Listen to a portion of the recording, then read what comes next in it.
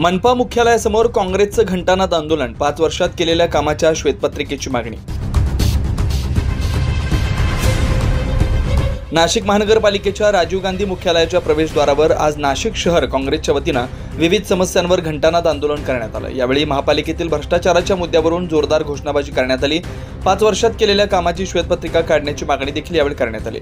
तसेच महानगरपालिकेने भूसंपादनात मोठा आर्थिक गैरव्यवहार केल्याने त्याच्या विरोधात उच्च न्यायालयात रिट पिटिशन याचिका दाखल करण्याचा इशारा देखील यावेळी काँग्रेसच्या वतीने देण्यात आला आहे। राज्यव्यापी आंदोलन चालू आहे, जिथे जिथे महानगरपालिका आहे आणि गेल्या 3 ते 4 वर्षापासून कुठल्याही स्थानिक स्वराज्याच्या निवडणुका झालेल्या नाही, प्रशासकीय कारभार चालू आहे।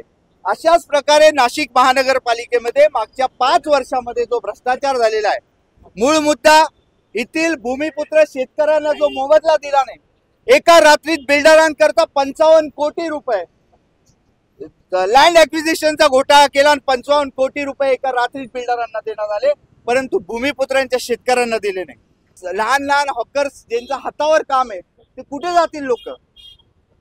काळ्या यादीतल्या कॉन्ट्रॅक्टरचा प्रश्न आहे, लँड ॲक्विजिशनचा आहे, पाण्याचा प्रश्न आहे।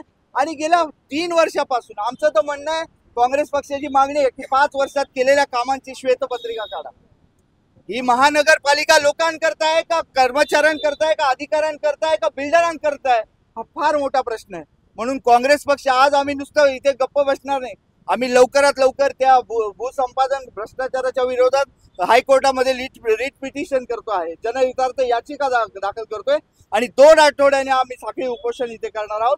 जर या भूसंपादनाची चौकशी झाली नाही तर आमरण उपोषणाला काँग्रेस कार्यकर्ते बसणार आहेत।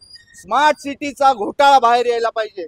75 कोटी रुपये न केलेल्या कामांचा मोबदला, मेंटेनन्स खाली पैसे दिले गेले। आपण सर्व प्रसार माध्यम रोज बघताय की या शहराचं किती उद्ध्वस्त आहे। असे अनेक प्रश्न घेऊन आज शहर काँग्रेसच्या वतीने आम्ही इथे जन आंदोलन केलेलं आहे। आम्ही आयुक्तांना भेटून लवकरच निवेदन देणार आहे आणि तुमच्या सर्वांच्या माध्यमातून तुमचं सर्वांचं धन्यवाद, ही दखल तुम्ही घेत। 9 न्यूज महाराष्ट्रासाठी प्रतिनिधी वैभव घुगे, नाशिक।